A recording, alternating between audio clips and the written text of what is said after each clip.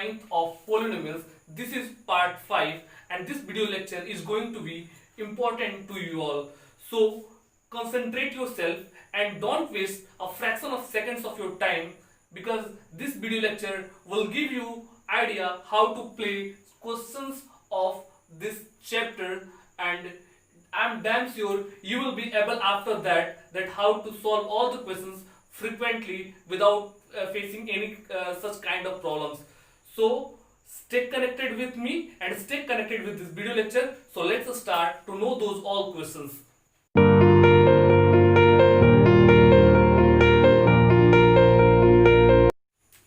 Your first question is this one. Find the degree of the given polynomial this one and the given polynomial this one. Clear? तो हमारे पास पहला question जो आएगा इस type का है कि हम इस वीडियो लेक्चर में हम वो हर टाइप के क्वेश्चंस को डील करेंगे जो पॉलिनोमियल से रिलेटेड है। तो आप बहुत ही कंसंट्रेशन के साथ इन सारे क्वेश्चंस को समझिएगा और इस पे डिफरेंट टाइप के क्वेश्चंस को सॉल्व करने की कोशिश कीजिएगा। जो भी डाउट्स होंगे आप कमेंट्स करके पूछ सकते हैं, but I am damn sure कि इस वीडियो लेक्चर के बाद से आपके पास डाउट ना के बराबर होंगे। सो आप इसके साथ जुड़े रहें। तो हमारे पास पहला क्वेश्चन है फाइंड द डिग्री। इसमें डिग्री फाइंड करना है। दोनों क्वेश्चंस में दो पॉलिनोमियल आपके पास दिए गए हैं और दोनों पॉलिनोमियल में डिग्री फाइंड करना है। तो डिग्री क्या होता है कि पॉलिनोमियल में वेरिएबल का जो मैक्सिमम पावर होता है, किसी भी पॉलिनोमियल में टर्म्स होते हैं, वो टर्म्स में वेरिएबल्स होते हैं, जो वेरिएबल का मैक्सिमम पावर होता है, हाईएस्ट पावर होता है, वो उसका डिग्री होता है। तो देखिए, तो यहाँ पे पावर 8 है, यहाँ पे पावर 4 है, यहाँ पे 1 है। If here is nothing it means x the power 0। तो इसमें सब पावर में सबसे बड़ा कौन? 8। इसका मतलब डिग्री जो होगा 8 होगा। इस वाले क्वेश्चन में याद रखिएगा, यहाँ पे 2 है, यहाँ पे 3 है, यहाँ पे 1 है, यहाँ पे कुछ नहीं है तो x की पावर 0 कर सकते हैं या p की पावर 0 कर सकते हैं। तो हाईएस्ट पावर क्या जा रहा है? 3। इसका मतलब डिग्री इसका क्या हो जाएगा? 3 हो जाएगा। तो ऐसे कभी भी क्वेश्चन आपको मिले कि केवल डिग्री फाइंड करना हो, पॉलिनोमियल आपको दिया गया हो, तो उसमें चेक करेंगे कौन से वेरिएबल का हाईएस्ट पावर है। जो हाईएस्ट पावर होगा वह उसका डिग्री होगा, क्योंकि पॉलिनोमियल ऑलरेडी आपको पता है कि पॉलिनोमियल वही होता है जिसमें वेरिएबल का पावर जो होता है नॉन नेगेटिव इंटीजर होता है। नॉन नेगेटिव इंटीजर का मतलब पॉजिटिव इंटीजर्स होने चाहिए। क्लियर? आइए नेक्स्ट क्वेश्चन को देखते हैं। Your second question is this one. Classify the following as linear quadratic cubic polynomial. ये आपके पास पॉलिनोमियल दिए गए हैं, आपको इसमें से क्लासिफाई करना है कि कौन लीनियर पॉलिनोमियल है, कौन क्वाड्रेटिक है और कौन क्यूबिक पॉलिनोमियल है। चलिए चेक करते हैं ये कौन सा है।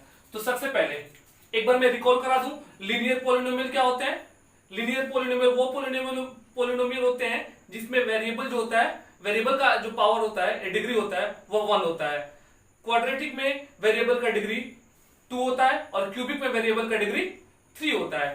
तो आप भी मेरे साथ साथ सॉल्व कीजिए, आप भी चेक कीजिए कि कौन सा इसमें क्लासिफाई कीजिए कौन सा पॉलिनोमियल किस कैटेगरी में आएगा, कौन लीनियर होगा, कौन क्वाड्रेटिक होगा, कौन क्यूबिक होगा। चलिए मैं देखता हूं यहाँ पे।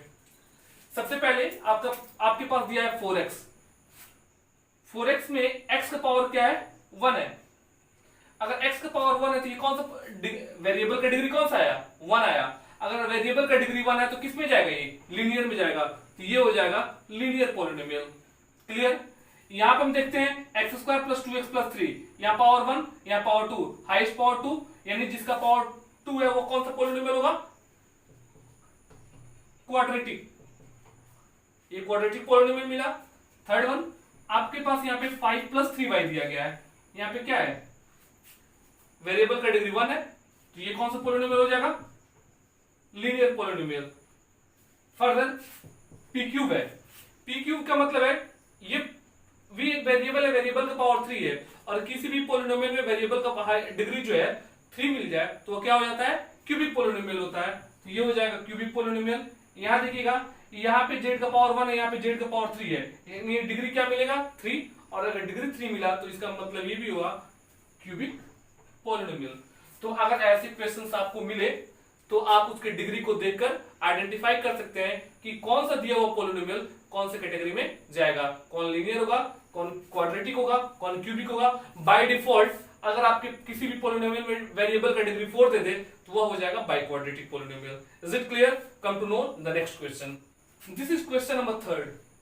इस क्वेश्चन में पूछ रहा है find the value of px is equal to 3x square minus 4x plus 1 at x is equal to 2।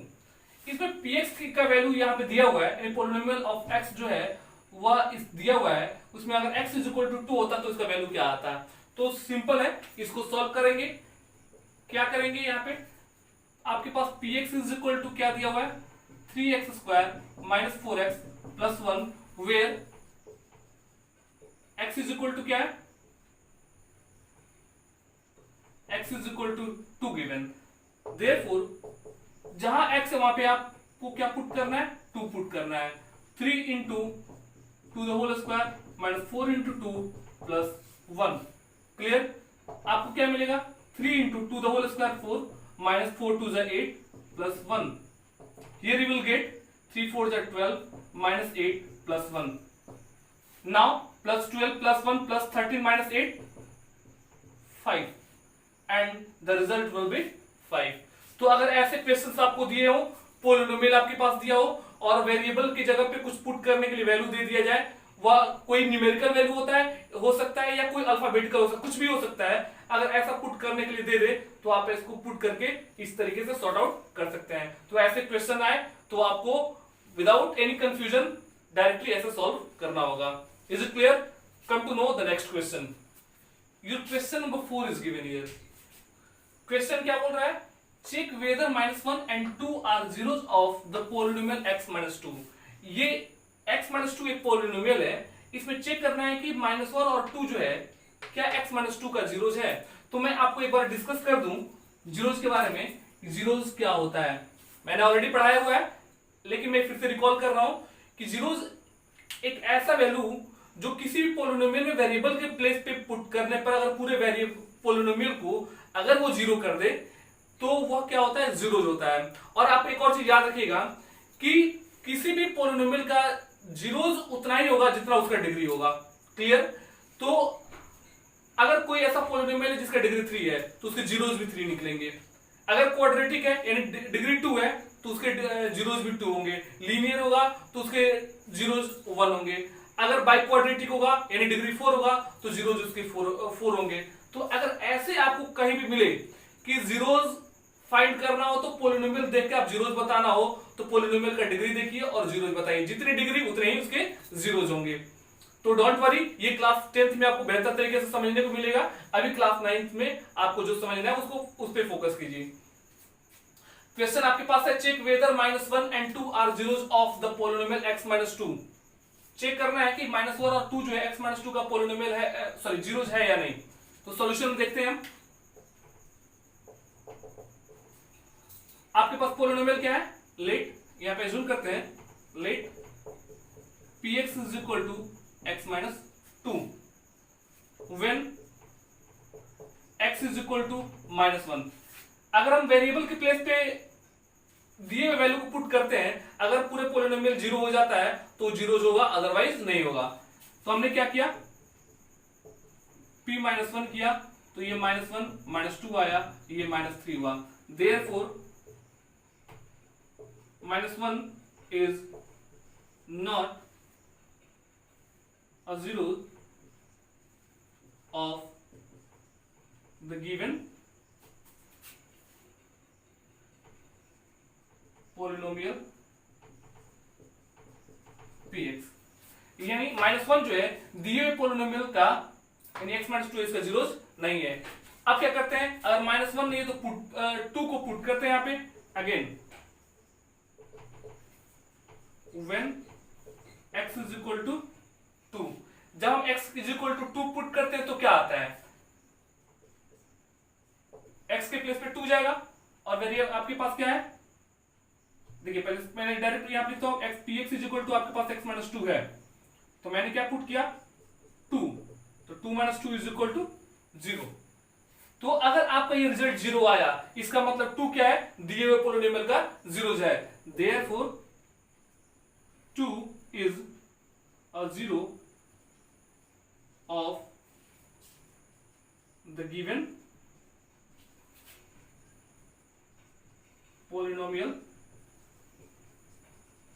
px। तो ऐसे क्वेश्चन आपको आ जाए और आपको पूछा जाए कि कोई वैल्यूज आपको दे दिया जाए और पोलिनोमियल दे दिया जाए और पूछा जाए कि इसके जीरोज है या नहीं, तो आप डायरेक्ट वेरिएबल के प्लेस पे वो वैल्यूज को पुट कीजिए। अगर रिजल्ट जीरो आता है तो उसका जीरोज होगा, अदरवाइज नहीं होगा। Come to know the next question. Question number 5 is divide the polynomial x³ - 13x² + 32x + 20 by x + 2। ये आपका पोलिनोमियल है और इसको इसे x + 2 से डिवाइड करना है। तो ये डिवीजन का जो प्रोसेस है आपको अच्छे से जानकारी होना चाहिए। चलिए देखते हैं कैसे डिवाइड होता है।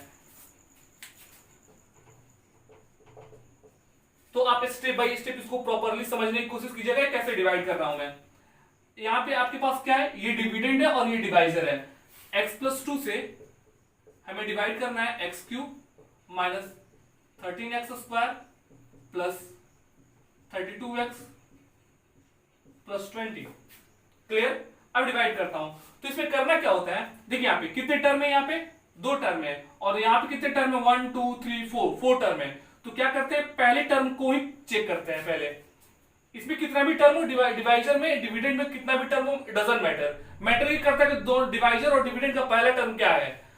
हमारे पास यहाँ पे x और यहाँ पे x³ है। x में क्या मल्टीप्लाई करेंगे कि x³ आएगा। तो सिंपल, अगर x इंटू x² कर दिया जाए तो क्या आता है, x³। As I already taught you in exponent chapter that if two same variable is multiplied together then power will be added. Clear? तो यहां देखिए, यहाँ पे दोनों का वेरिएबल सेम है और यहाँ पे पावर क्या है, 1 है। तो अगर आपका वेरिएबल कुछ भी हो, अगर बेस सेम रहता है तो पावर क्या होते हैं, ऐड होते हैं। तो x⁻1 x⁻2 क्या हो जाएगा, x⁻3।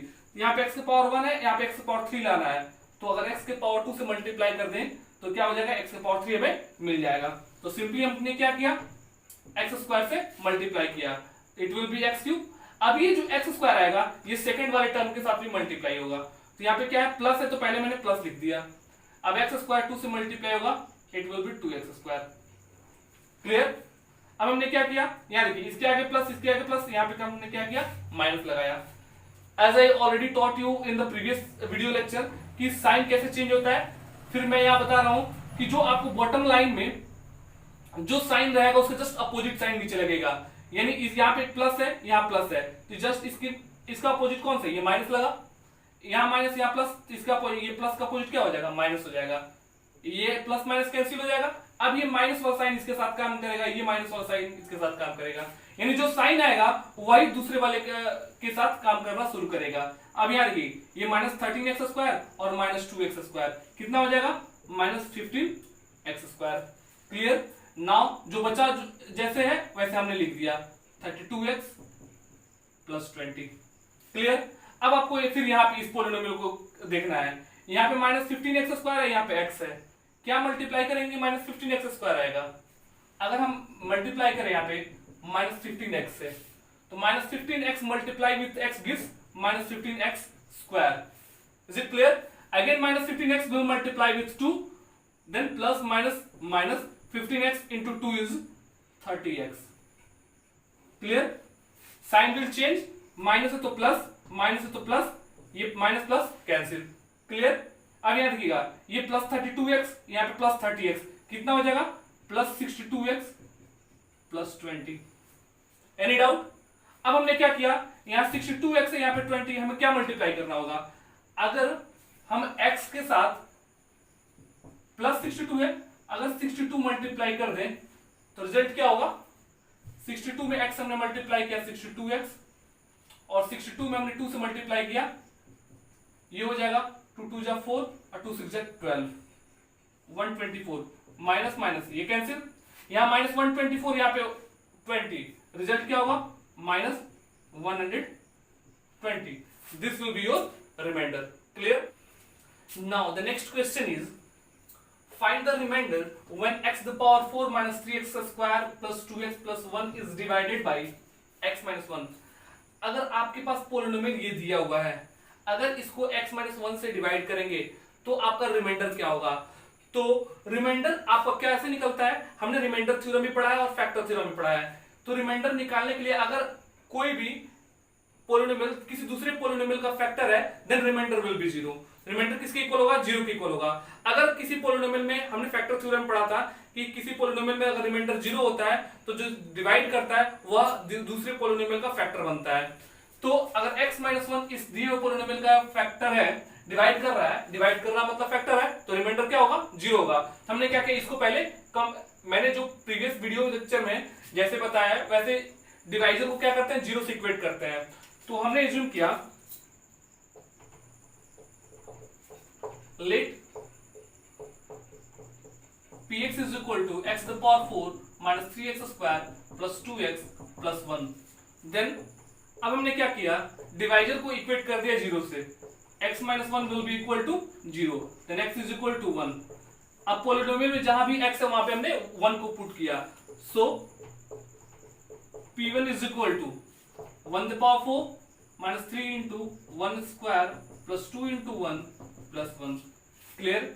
अब इसको 1 के पावर 4 करेंगे तो 1 माइनस 3 प्लस 2 प्लस 1 क्या हो जाएगा, 2 1 3 1, 4 minus 3 is equal to 1। It means therefore remainder is equal to 1। Is it clear. तो इस टाइप के क्वेश्चंस आपको कभी जब कभी मिले तो आप डायरेक्ट डिवाइजर को क्या कीजिए, इक्वेट कीजिए 0 से, उसमें आपको वेरिएबल का वैल्यू मिलेगा, उस वेरिएबल के वैल्यू को पोलिनोमियल में वेरिएबल के प्लेस पे प्लेस्ड कर दीजिए, then you will get the remainder. Is it clear. Come to know the next question. Your next question is so that x minus 1 is a factor of x to the power 6 minus 1। आपके पास question है कि x minus 1 क्या x to the power 6 minus 1 का factor है। तो हमने क्या पढ़ा था फैक्टर थ्योरम में कि अगर कोई किसी पोलिनोमियल का फैक्टर होगा देन वो पोलिनोमियल का रिमाइंडर क्या हो जाएगा, 0 हो जाएगा। तो अगर x minus 1 इसका फैक्टर होगा तो डेफिनेटली रिमाइंडर क्या होना चाहिए, 0 होना चाहिए। तो हमने क्या किया, इसको 0 से इक्वेट कर दिया। तो सॉल्यूशन देखते हैं। लेट पहले हमने एज्यूम कर लिया px is equal to x the power 6 minus 1। Clear. अब हमने एज्यूम किया देयरफॉर हमने क्या किया, इसको x माइनस 1 को इक्वेट कर दिया 0 से, x इज इक्वल टू क्या होगा, 1 होगा। अब क्या कीजिए, वेरिएबल के प्लेस पे 1 को प्लेस कीजिए, then p1 is equal to 1 the power 6 minus 1 is equal to 1 minus 1 is equal to 0। Reminder ये क्या है, रिजल्ट 0। अगर रिजल्ट 0 आया therefore x minus 1 is the factor of given polynomial x to the power 6 minus 1। Clear. तो हमने verify कर लिया कि x minus 1 जो है x to the power 6 minus 1 का फैक्टर है। क्यों, क्योंकि हमने जैसे ही प्लेस किया इसका रिमाइंडर 0 आया, then it will be a factor of the given polynomial। Is it clear? Come to know the next question. Your next question is factorize the following by middle term splitting। दिए हुए polynomial को middle term splitting के द्वारा factorise करना है। तो middle term splitting का मतलब क्या होता है कि मिडिल टर्म को आपको स्प्लिट करना, ब्रेक करना है और फिर फैक्टराइज करना है। तो इसका कैसे रूल काम करता है, देखिए यहां पे पहला आपका क्वेश्चन है 2x square plus 7x plus 3। इसको फैक्टराइज करना होगा तो सबसे पहले करना क्या है, देखिए इसका कांस्टेंट टर्म कितना है, 3 है। तो हम क्या करते हैं, पहले वाले टर्म को और लास्ट वाले टर्म को मल्टीप्लाई पहले करते हैं। क्लियर। अब साइन को भी लेकर चलते हैं, यहां प्लस है यहां प्लस, तो साइन मल्टीप्लाई हो तो यानी 2x स्क्वायर इंटू 3 करेंगे तो 6x स्क्वायर आएगा। Is it clear. तो 6x स्क्वायर आया। अब हमको क्या करना है, ये प्लस में आ रहा है, मिडिल टर्म को, यही ना आपका मिडिल टर्म है 7x। अब 7x को इस तरीके से ब्रेक करना है कि जब हम उसको मल्टीप्लाई करें तो 6x स्क्वायर आएगा और जब उसको ऐड करें तो 7x मिलना चाहिए। तो सिंपल लॉजिक, अगर आप चाहें इसको तो इसको लिखते हैं 2x square plus 6x plus x plus 3। Clear, कोई डाउट। तो सिंपल आपको करना क्या है, अगर ऐसे आपको समझ में नहीं आ रहा कि कैसे आ रहा है तो लास्ट इसका फैक्टर निकालिए 2 3। क्लियर। अब इसका 1 फैक्टर क्या मिला, 2 3 1 मिला। तो आपका ये प्राइम फैक्टर निकला। लेकिन प्राइम फैक्टर और फैक्टर में भी अंतर है, कोई भी नंबर अपने आप का भी फैक्टर होता है। तो अगर हम एक्चुअल फैक्टर देखिए इसका, तो इसका फैक्टर 1 है, 2 है, 3 है और 6 है।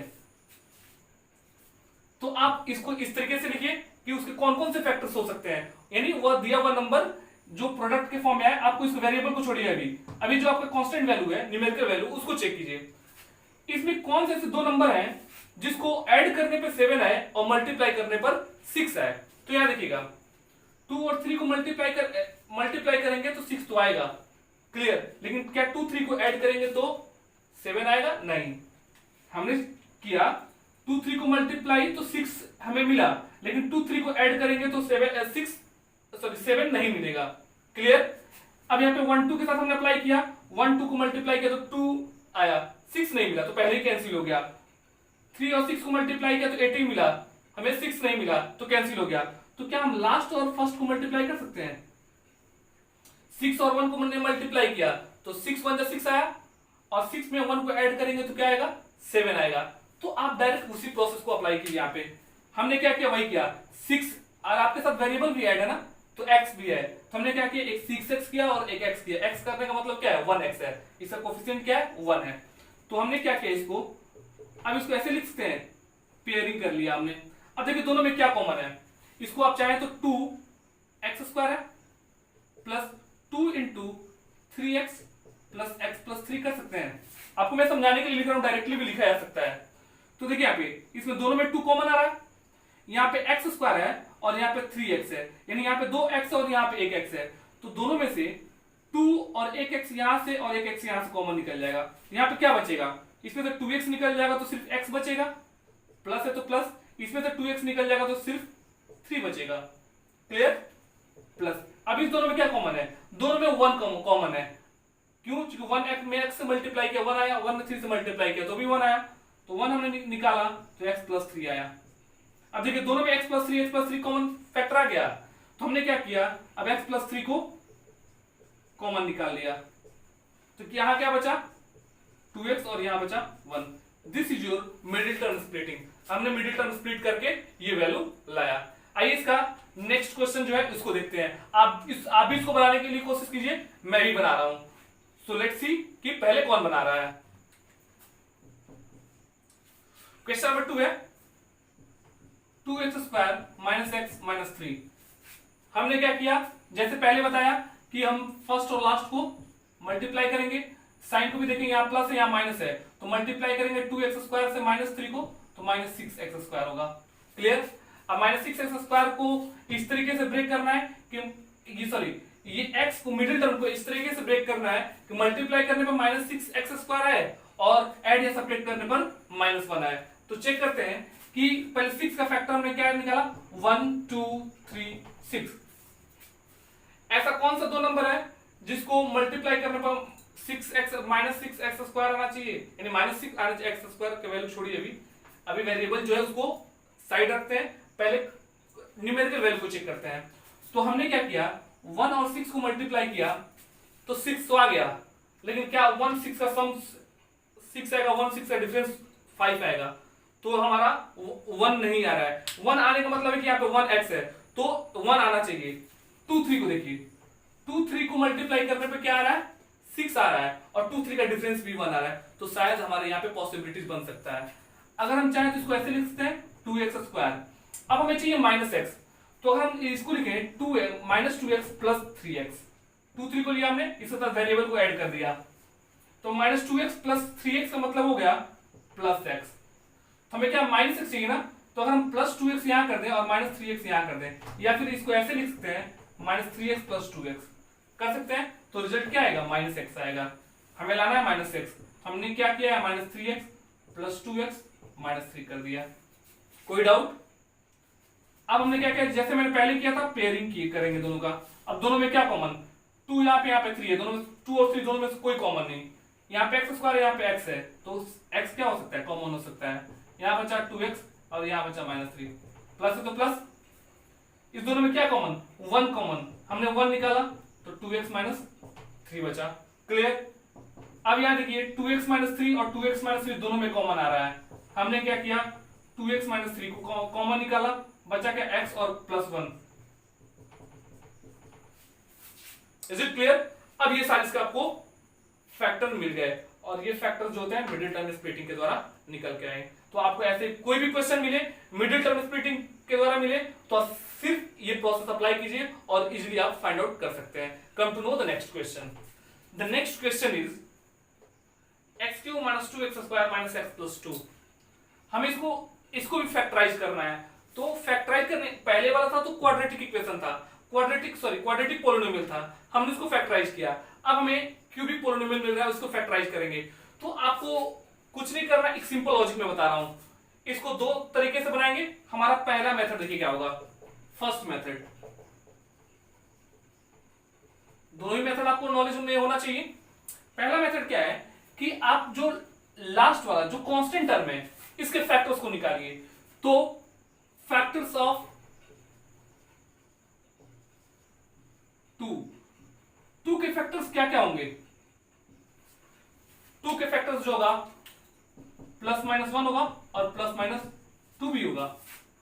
क्लियर? अब हमारे पास प्लस भी आ रहा है 1 और माइनस भी 1 आ रहा है, प्लस भी 2 आ रहा है और माइनस भी 2 आ रहा है, यानी इसके 4 फैक्टर्स हैं। अब देखते हैं कि क्या इसका 4 फैक्टर्स हो सकते हैं, लेकिन हमें चेक करना है कि इसको फैक्टराइज करना है। तो फैक्टराइज कैसे करेंगे? तो फैक्टराइज करने के लिए आपको एक बार +1 रख के चेक करना पड़ेगा वेरिएबल के प्लेस पे, एक बार -1, एक बार +2, एक बार -2। अगर रिजल्ट 0 आ रहा है, जिस वैल्यू को पुट करने पर पूरे पोलिनोमियल में रिजल्ट 0 आ रहा है तो वो उसका फैक्टर बनाएगा। चेक करते हैं कैसे होगा। Let px = x³ - 2x² - x + 2। Clear? तो हमने क्या किया, सबसे पहले ना हमने +1 है तो +1 को पुट किया x के प्लेस पे। तो ये 1 का क्यूब -2 × 1 का स्क्वायर -1 + 2 क्या देगा? 1 का क्यूब 1, 2 × 1 का स्क्वायर 2, -1 + 2, +2 -2 कैंसिल, -1 + 1 कैंसिल, रिजल्ट आ गया 0।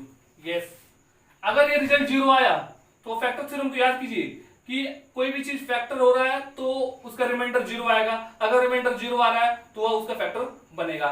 तो हमने वैल्यू को प्लेस किया तो ये 0 आया। इसका मतलब अगर वेरिएबल में से जीरोज को माइनस कर दें तो उसे क्या देता है? फैक्टर देता है। देयरफॉर यहां पे क्या है, आपके पास 1 है तो x - 1, देखिए कैसे आ रहा है एक चीज, ये आपका 1 क्या है, x का वैल्यू आ रहा है, x = 1 आ रहा है, तभी तो रिजल्ट 0 आ रहा है। तो अगर हम 1 को इधर ट्रांसफर करेंगे तो x - 1 = क्या हो जाएगा? 0 हो जाएगा। यानी x - 1 0 के बराबर हो रहा है और रिजल्ट भी 0 आ रहा है। इसका मतलब x - 1 क्या हो गया? फैक्टर हो गया। तो डायरेक्ट हम लिख सकते हैं therefore x - 1 is a factor of px, polynomial of x। ठीक है? अगेन हमने क्या किया, -1 को एक बार पुट किया p - 1, तो क्या रिजल्ट आएगा? -1 the whole cube, 2 × -1 the whole square, -1 + 2। Clear? ये हो जाएगा -1 का होल क्यूब -1, -1 का whole square +1 × -2, -2 -, +1 +2, +2 +2 cancel, +1 -1 cancel, result will be 0। Again so यहां लिख सकते हैं देयरफॉर, अब यहां पे x = -1 आया, इसका मतलब -1 इधर आएगा तो क्या हो जाएगा? +1 हो जाएगा = 0। तो x + 1 क्या होगा? दिए हुए पोलिनोमियल का फैक्टर बनेगा। तो हम क्या कर सकते हैं, therefore x + 1 is the factor of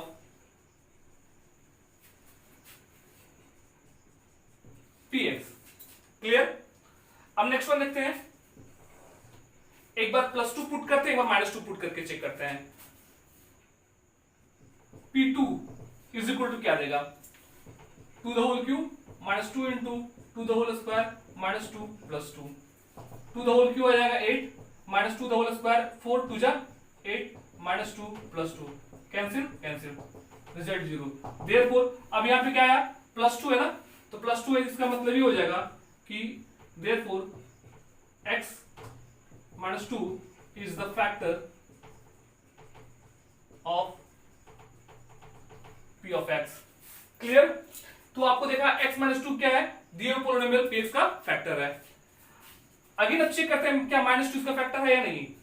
-2 इसका प्लेस करके चेक करते हैं एंड p - 2 क्या होगा? Minus two the whole cube minus two into minus two the whole square minus to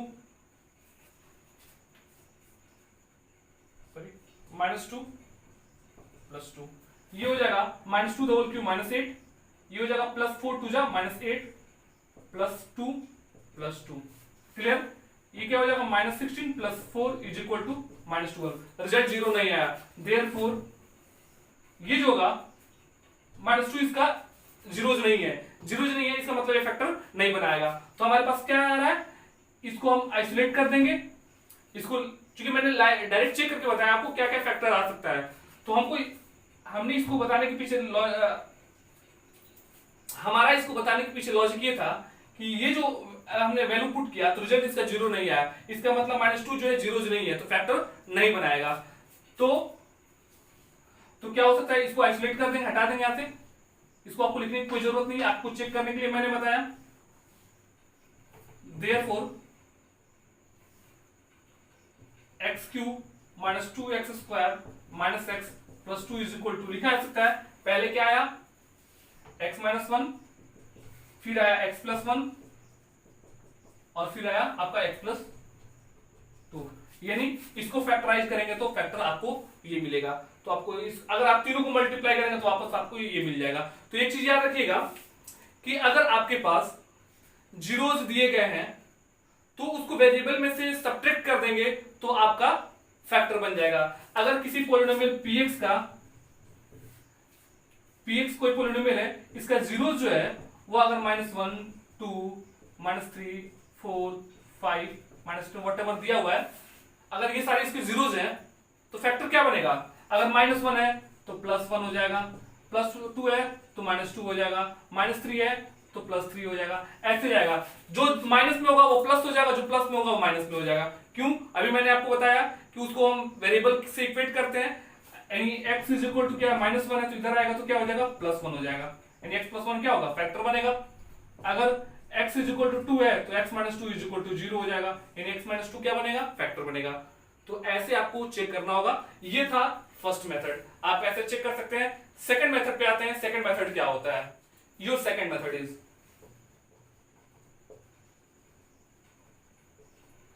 पहला मेथड जो था वो ट्रायल एंड एरर मेथड था। हमने इसको जीरोज को फाइंड करके प्लेस करके चेक किया कि जीरोज आ रहा है नहीं आ रहा है, उसके बाद हमने फाइंड आउट किया।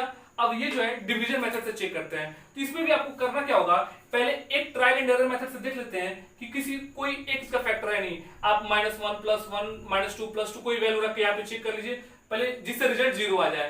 तो हमने क्या किया, मैंने पहले ही चेक किया था कि प्लस वन क्या है, इसका जीरो जाए, तो जीरो जाए तो क्या बन जाएगा, यहां लिखेंगे